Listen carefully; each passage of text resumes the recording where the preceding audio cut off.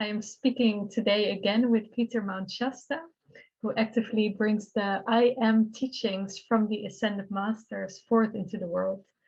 He wrote several inspiring books, and today we are speaking about how to differentiate whether we are in contact with an Ascended Master or our own higher self or with some other thought form or entity. So first of all, welcome, Peter. Thank you. It's good to be with you again, Noëlle. Yeah, very nice. And so in your books, you describe how to contact them. But how does one know that he or she is actually in contact with one of these beings and not with something else, possibly even assuming to be a master? Yeah, it's a good question. That's everybody wants to know how to get guidance. And I remember when I first started out, I would go to a tarot card reader, or somebody would take a handful of stones and throw them and say, oh, this stone means this, that stone means that. Some people say, well, if I go out, ask a question and I go out of my house and I see a bird go from left to right, it means yes. If the bird flies from right to left, that means no. Or of course, a lot of people go to psychics, and sometimes you get the right answer, sometimes you don't, because sometimes the psychic doesn't know who they're involved with. It might be some astral disembodied entity that's just a troublemaker trying to cause problems. And certainly the path of self-mastery is to learn to get your own guidance. Like, how do the Ascended Masters get guidance? Do they go to a psychic or a tarot reader? No, they don't. You get it from inside. You get it directly from God, from the source, your own higher self. But the question is really, how do you still the mind enough so you can distinguish between the real guidance, the voice of the Ascended Master, or the voice of your own higher self, from the voice of your mind? Because when you're trying to get guidance, you hear all kinds of voices. Sometimes could be the voice of a friend saying do this or that, or a parent, or something you read in a book, or your guru. So it can be very confusing getting accurate guidance. What the highest way to get guidance is to just spontaneously do the right thing without hearing any voice. You just know intuitively what to do, and you do it, and it works out. Mm-hmm. But not everybody is at that place where that works all the time. The more you meditate and develop the connection with the inner light, the stronger that guidance gets. So as you still the mind, like however you want to do that, by observing the in-breath and the out-breath, and just feeling that sense of I, it's like if I ask you, who are you? Why do people point here? They don't point here or there. You go, no, I, you feel the sense of your being is there. So you meditate on that sensation of I in the center of your being. And that connection then gets stronger and stronger. So a lot of times the guidance will come as a feeling, not a voice at all. Mm-hmm. Like just a feeling, like you think you're going to the post office, and on the way, you just feel turn left here, but the post office is to the right. Well, am I going to go what was in my mind, or am I going to go with the feeling? And you find you go with that feeling, that you suddenly run into somebody that was looking for you, that you needed to see, that the mind was not aware of, And you find that the more you can follow that feeling, that it leads you the right way. Now you can test it. You can say, well, I'm not going to turn left. I'm going to keep going to the post office.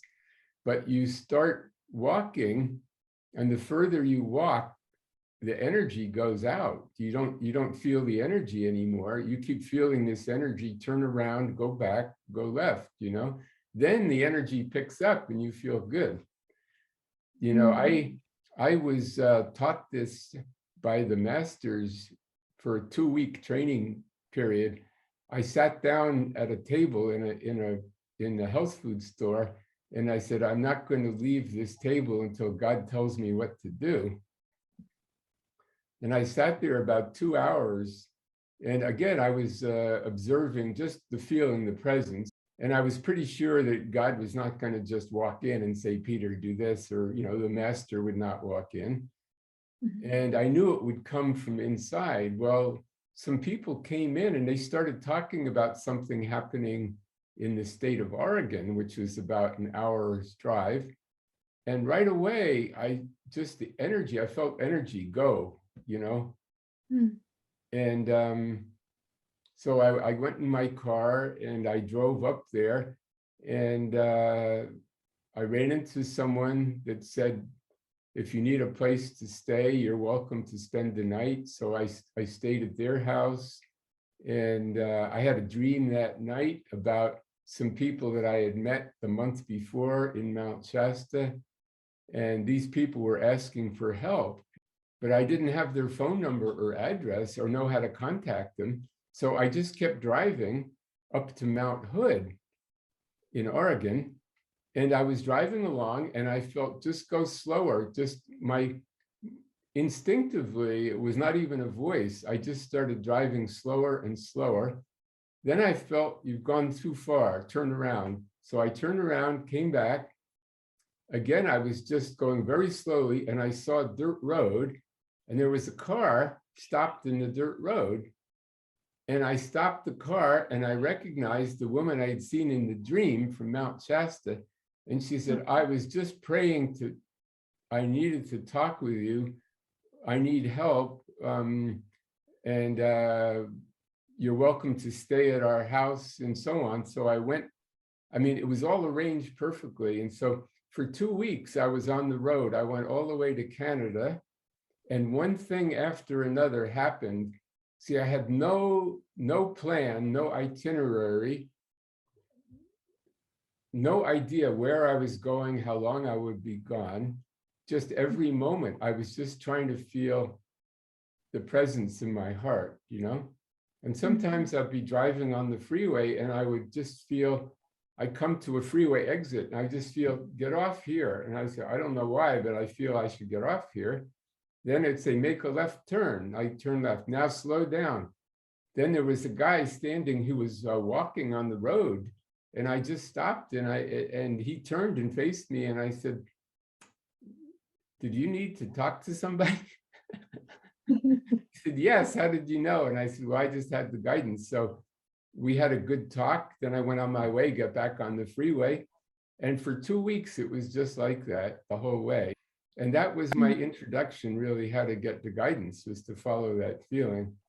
You know, there was a time early where the masters would guide me, like with chocolate chip cookies.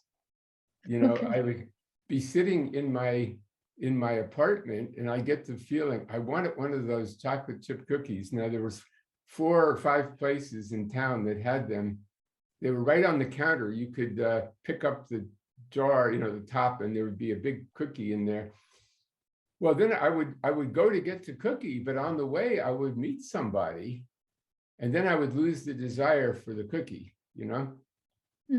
This happened over and over. I would say, oh, I'm going to go to that place and get a cookie, or I'm going to go to this place. On the way, I would meet somebody and I would not get the cookie.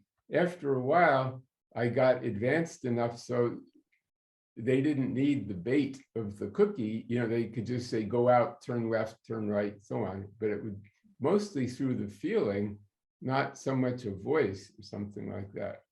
When you're trying to get a voice, you can be easily misled, you know.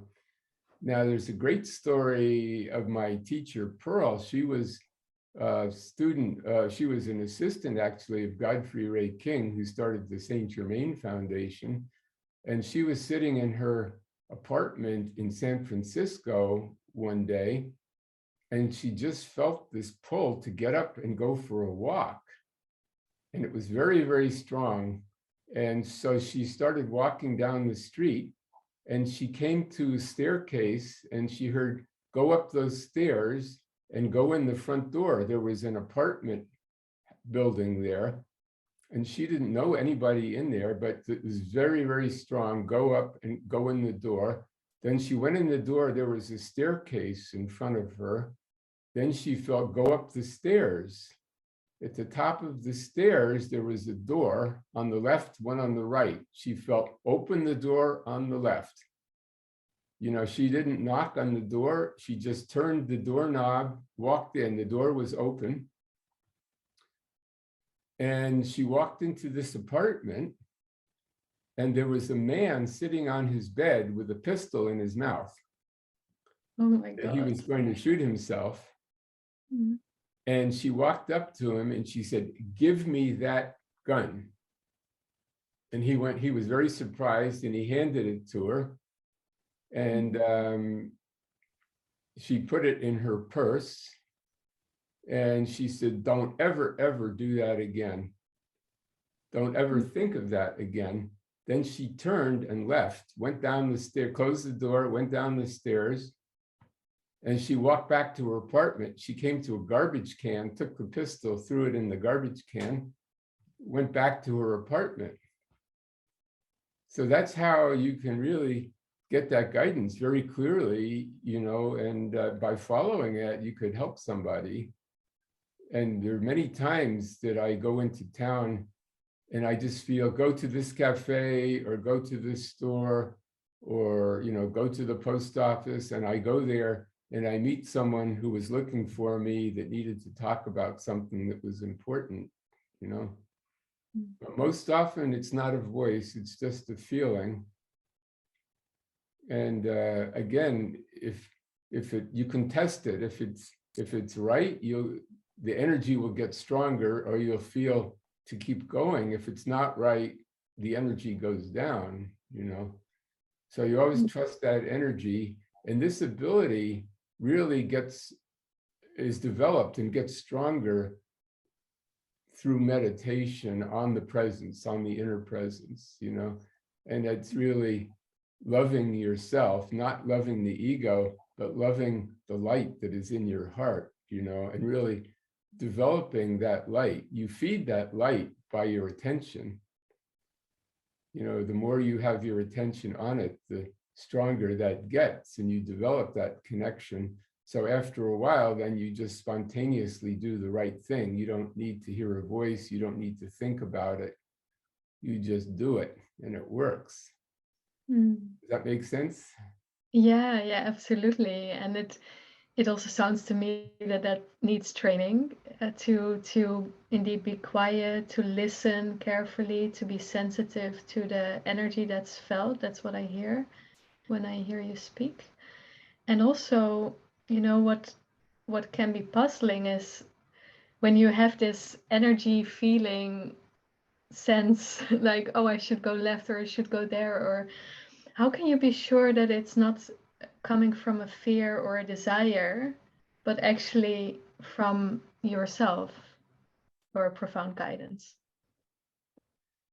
Well, that's good question, you know, and that's you don't just go from one day or not getting guidance to the next day getting it perfectly all the time. But I like to test it, you know, like I go to the health food store and I'm buying groceries, you know, like rice and beans and carrots and all these healthy things. But then when I go out, I have to walk past the ice cream section. And I had the feeling for a long time to give up sweets. Yeah. And so I would just force myself walk past there. But sometimes I would stop in front. They have a big display, you know, with a glass front. You can see 20 different kinds of ice cream in there. And I would stop and think, and then I'd say, I am the presence of God showing me if I should get ice cream. And then I would get, like, my body would just sort of turn like that, you know, almost like the energy was keep walking. But one day I went by there and I just felt inside, okay, you want ice cream, try some. So I said, is this real? Is this guidance, or is this just my desire? So I Yeah. put my hand up even on the door, and then I put my hand back. I tested it, but it wanted, it said, okay, open it up, take the ice cream. There was a little ice cream sandwich. I said, I am the presence of God showing me if I should buy this. And I heard, okay, go ahead, try it. It's been 2 months since you've had any sweets. You can have this, and kind of like a reward or something, And so in this case, So, you heard it yeah, rather than. I heard it. This was like a voice, but it's my own voice of my own inner presence, but you can deceive yourself too, but I kept testing it. Mhm. And I had proved to myself I was strong enough to walk by there. So I bought the ice cream. I went out to a little park behind the store, and I took a bite of it. And I said, I remember this taste, but now the sensation of the sugar was very strong. It was like a chemical. And I said, this is not as good as I remember. So I took a second bite, and I said, this really doesn't excite me anymore. And I took one more little bite, and I think I actually spit it out. I said, my body doesn't want this. So I threw it away. Mm. And you see, then I felt the presence saying, now you see, you don't need this. You know that it's not good for you. It's not going to kill you. You could have a little once in a while, but you're not addicted to it anymore. And, you broke that habit, habitual. What I saw was the desire for a sweet, was the desire to pat myself on the shoulder and say, you're a good guy, you deserve a reward. You've been working hard. So it's the desire to reward myself. I saw I can do that. I can love myself without eating the sweets. You know what I mean? Mm. I don't need the external confirmation. It's like when you're a child, the parent says, oh, you were a good kid, here's some candy, So you associate being good with the sugar, or with the Yeah. treat. But I saw I don't need that anymore. I see that the treat I can give myself with the love, with self-love, is greater than a little bit of sugar. Do you know what I mean? Mhm. So, but it took me 2 months to create that discipline. But the inner presence did give me the chance to test it, which was good. Yeah. Yeah. I nearly want to go into that topic more deeply because it's pretty interesting, but I'm not sure. Maybe we should stay on topic. Yeah. Um, Well, how to yeah. get guidance and develop that feeling. And I used to notice, even before I really got on the spiritual path consciously, when I lived in New York City, I would go into a bookstore, and I know there's a book in here I need, but I don't know the name of it. I don't know what it is. So there was a game we played as a kid, is you say you're getting warmer or colder. Like someone would say, I'm thinking of something. And when you get close to it, I'll say you're getting warmer. When you're going away from it, I'll say colder. So I would feel this, like, just pulled to the back of the store to the right. And I would feel you're getting warmer, you're getting warmer. Then I would just feel stop. And then I would just feel there's something on my right pulling me, like it's getting warmer over here. Then I would put my hand up. Is it up here? Is it here? No, it's down there.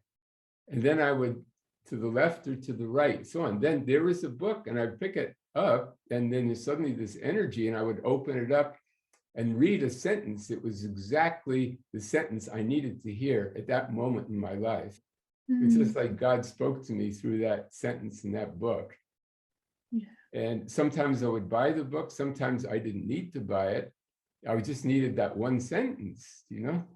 And it was all just following the feeling. Yeah. Yeah, that's beautiful. Do you have some more ways of how to test whether it's a desire or some false, idea of the mind or an entity rather than through guidance? Well, you always can ask God, if this is false guidance, take the desire out of me. and create in me the desire to do what I should do, you know.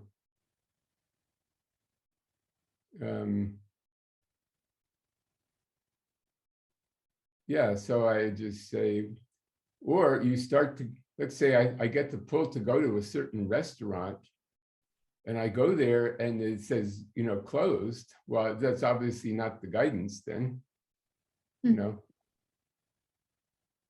Or it could be, I'm supposed to get out of the car and walk up to the door, and then someone will come down the sidewalk I'm meant to meet, you know.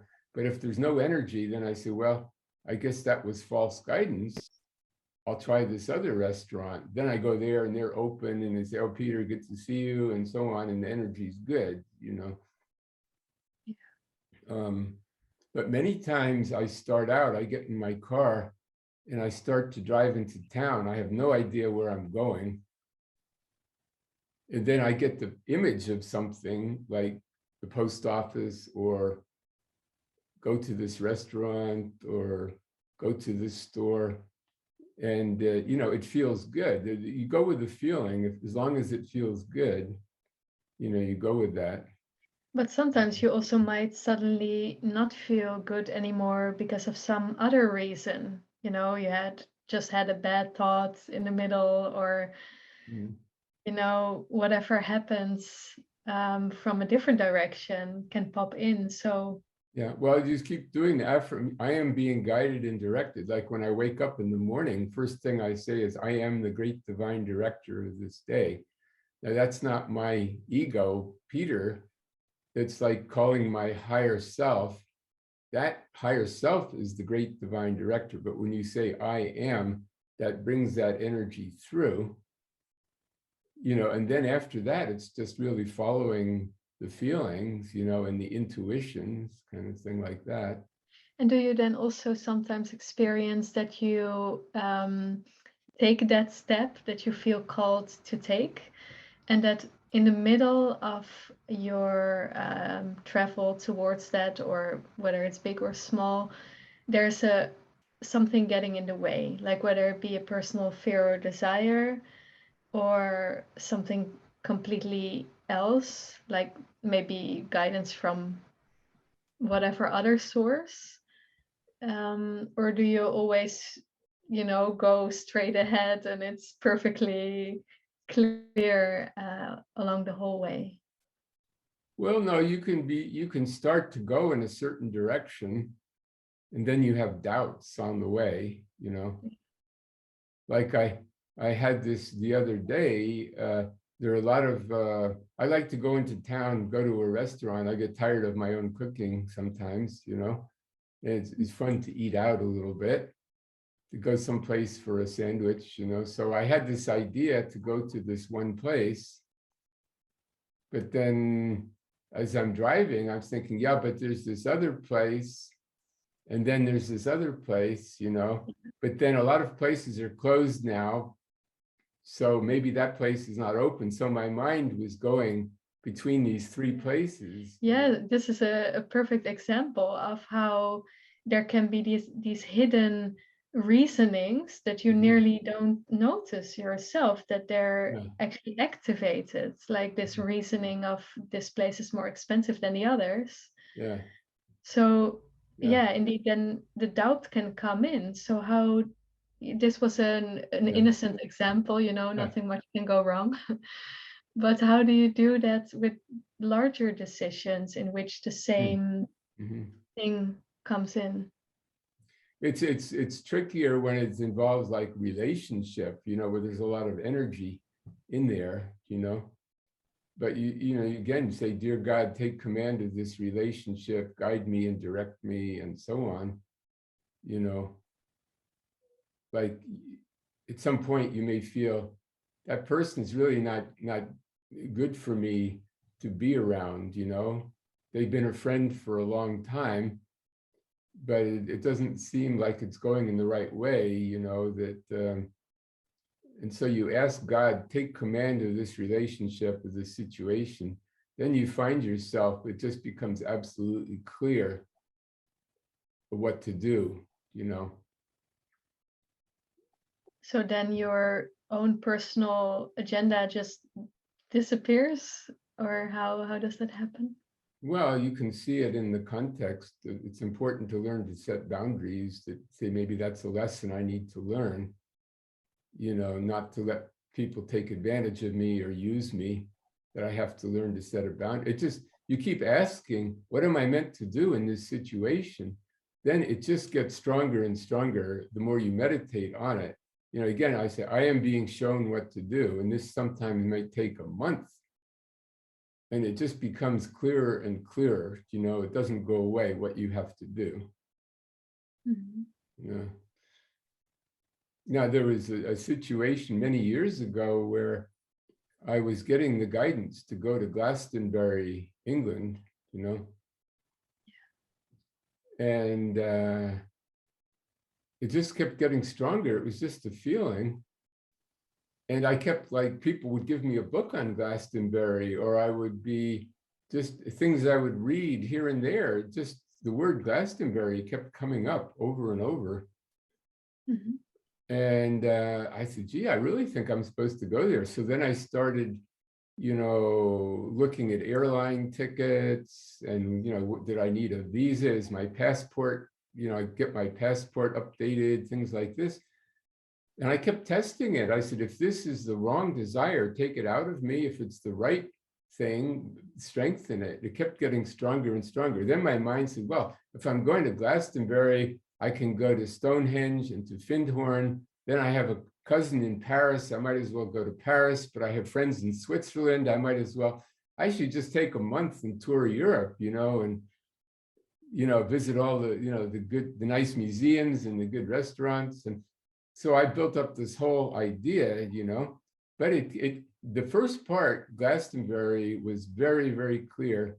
And it took maybe 2 or 3 months. I finally got on the plane and I went, Mm-hmm. You can't go right from Mount Shasta to Glastonbury, you go to San Francisco and then New York and London and so on. But I ended up there at Glastonbury. I didn't know how long I was supposed to be there. I ended up staying 5 days, had a very profound experience there. And it wasn't so much about sightseeing. I spent most of the time in meditation in my hotel room. And very profound things happened to me there that could only happen in Glastonbury. And then when I left, went back to London, and I thought, well, I might as well, I should go to Findhorn and Stonehenge, and it says, no, leave, And it seemed very, very strange to me. And then I said, well, go where? Can't I go to Paris, or can't I? Said, no, go back home, back to Mount Shasta, Yeah. So again, it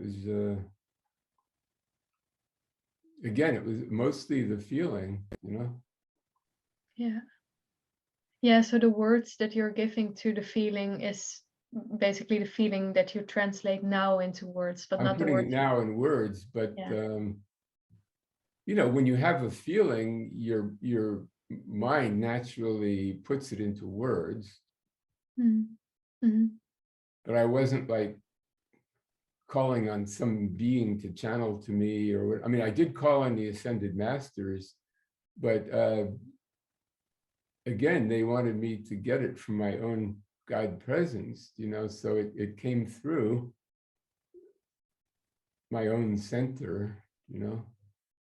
And another thing you can do, like before you go to bed at night, you say, I need clear guidance on this. I am going out tonight in my higher body to talk with the ascended masters and to talk with my I am presence and to find out what to do. And in the morning when I awaken, I want to know the answer, what to do. And then pay attention when you wake up in the morning, what is the first thing that comes into your mind? Is to go ahead or to cancel it, Yeah. And then you can say, create the energy in me to do the right thing. See to it when I wake up, I want to jump out of bed and pack my suitcase and get on the bus, And if it's not right, take the energy out, show me what to do, So Mm. What happens if we don't follow that guidance? Because I hear you sometimes speak also now, like something in Glastonbury happened, which could only have happened there. Mhm. Then you kind of miss out if you don't go. Yeah, well, sometimes you realize later that there had been guidance to do something and you didn't follow the guidance and you realize what you missed. Like one time I had the guidance to go to a Shakespeare play in Ashland. It's about an hour and a half drive from here. And so I went to Pearl's house on my way out of town. Then there was a group of people that were driving. They were going to the same play. They had the guidance to go to the same play. I felt that the guidance was, why should two of us drive in separate cars, that I should go with them, you know? And they had a vacant seat and they were friends of mine, but they didn't invite me. Well, my conditioning from childhood, from my mother, is you don't invite yourself to go with other people. You wait until they ask you, Mhm. So my good manners, got in the way of guidance. I mean, Pearl could see that I was meant to go with them. I saw I was meant to go with them, but they didn't see it. Mm. So they drove in their car, I drove in my car, and we met at the play. And after the play, they said, we're going to a cafe. Would you like to join us? You see, so I went to the cafe. These were people that were new in Mount Shasta, and they wanted to know the I Am teachings, from Pearl. Mhm. So for about an hour, I talked to them about these teachings, which they wanted to hear. So I realized the original plan was I was to go with them in the car, and I could have given them the teachings in the car driving up. So we didn't need to spend an hour in the cafe, and then we got home late because we spent so much time there in the cafe. So the masters still worked through the situation, so they got to hear what they needed. Yeah. So it wasn't the end of the world. So Yeah. so like if you're supposed to meet somebody, maybe you didn't take the turn where you're supposed to, but then later in the day you run into them someplace else. The masters will still arrange it in some other way. Mm. So you feel basically that whatever is supposed to happen will happen anyways, even Yeah, if you there's get. a plan for your life. Well, we're told we have free will, but actually that free will is conditioned by our karma. So we come in, we're born with a certain plan for our lives, who the parents are to be, who we're going to be in relationship with, the amount of money we're going to have. Most of these things are determined ahead of time. And the free will is really if you grow from the experience or not. Mm. How you respond, is that what How you you mean? respond, yeah. But you have to trust in that plan. It's not just you sit down and decide what you're going to do with your life. So once you know that there's a plan, then that's where the guidance comes in, is just trying to tune into that plan. I am the resurrection and the life of the divine plan for my life made manifest right now. I am following the divine plan at this moment, and just feel what that is. It's not like, I remember when I was a child, adults would say, you've got to figure out what you're going to do with your life, where you're going to go to college, what career you want. And I said, gee, I have about 6 things that I want to do. But gradually it just evolved the way it was meant to. Mm. So I hope this helped a bit. Yeah. Yeah, it's beautiful what you shared. Thank you. It's There just is there. trusting your feelings, because the mind will get so many ideas and hear so many voices. In the end, you have to really go with the feeling. Mhm. And that Yes. feeling gets stronger from loving the light within you. Mm. Uh, So your suggestion is really not to ask for any guidance in the form of words, but just to turn your attention inwards and listen and feel mhm. what's in there. Is that the right Yes, summary? yes. When you really ask for the words, then it can get tricky, because there are lots of beings hanging out in the astral world, and they get their energy from people through, psychic channeling readings and things like that, where they feed on the energy of the medium and they feed on the energy of the person asking for the guidance, Mhm. So you don't want to feed into that. And So so this can only manipulate words and not the feel. It cannot manipulate your no, feeling. if the feeling comes really, if the feeling really comes from the center of your being, or, in a relationship, it could be somebody trying to seduce you, and you're thinking, well, is that my guidance or is that just my human desire, but then you test it, I call on God, take command of this situation, protect me from any wrong desires, take these desires out of me in this moment, and see to it I am invincibly protected, Mhm. Yeah. And so what should we do if we do get a message verbally? Um, Well, test it again, you start to follow the guidance. And as you go in that direction of following the guidance, it's either going to feel better or worse, mhm. Yeah, I always test it, Yeah. Hmm. And sometimes it's very subtle, but like I could be sitting here at my desk and my mind thinks I want to go for a walk, but then something interferes and then something else interferes, or I decide to answer email or something, then all of a sudden, oh, go now. I just feel like not a voice, just an energy. It's just kind of like this, Then I Yeah. go for a walk and I run into somebody that was wanting to talk to me, Yeah. something like that. Yeah. Yeah, that's beautiful. Yeah.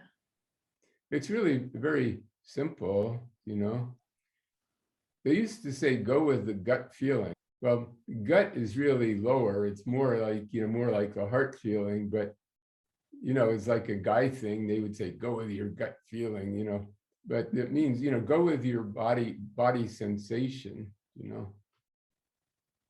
but your whole body, the light in your body is being fed from the heart chakra and, also the solar plexus chakra, but the real inner guidance, the unfed flame, or what they call in India, the jyoti, is anchored in the center of your chest. And that's where the divine guidance really comes through. Yeah. That's why it's so important to meditate on that light in the center of your chest. The more you meditate on it, you might not see a light. Like someone said, I've been meditating, trying to find that light for a year, and I haven't seen anything.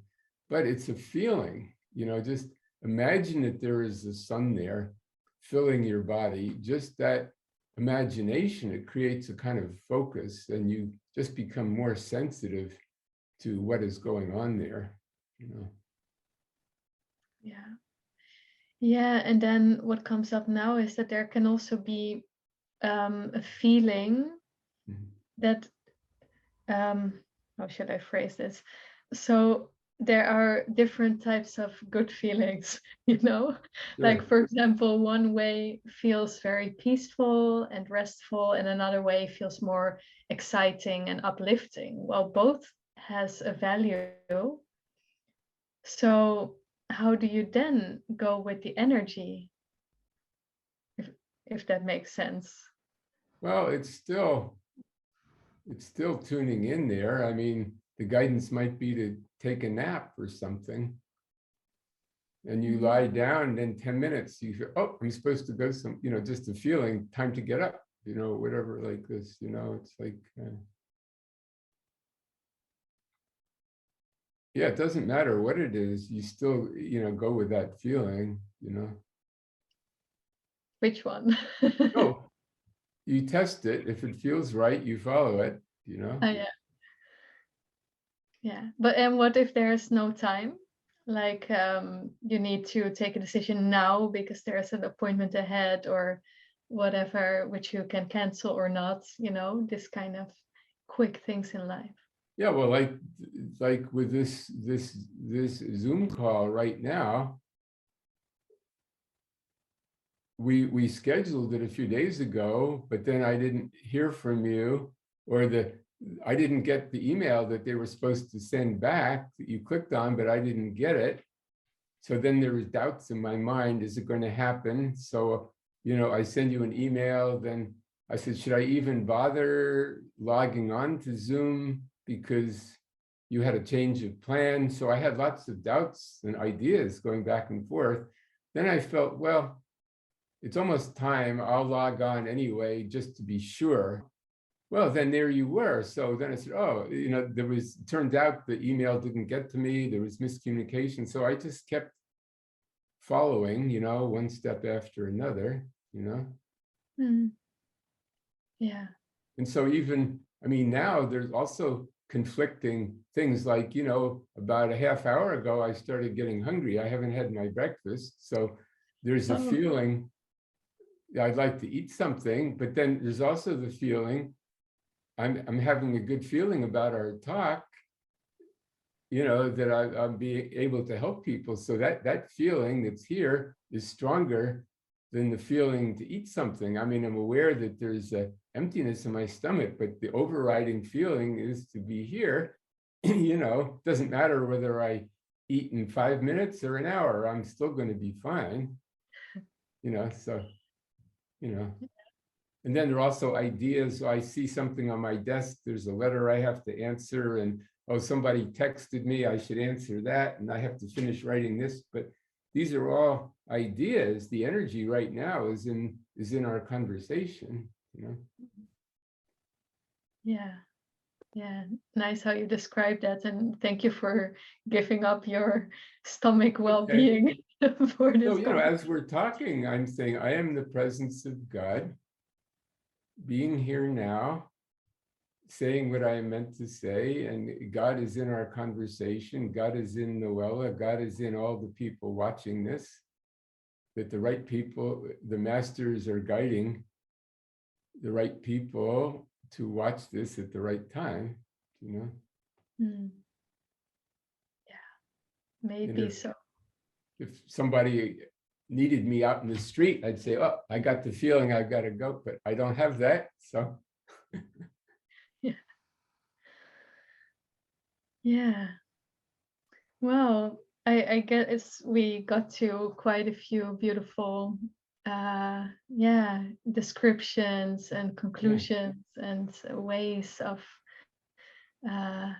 following your inner guidance and differentiating, distinguishing between other things. So I also hope it's helpful for more people. It's certainly giving myself more direction, so that's great. More clarity about some parts. Yeah.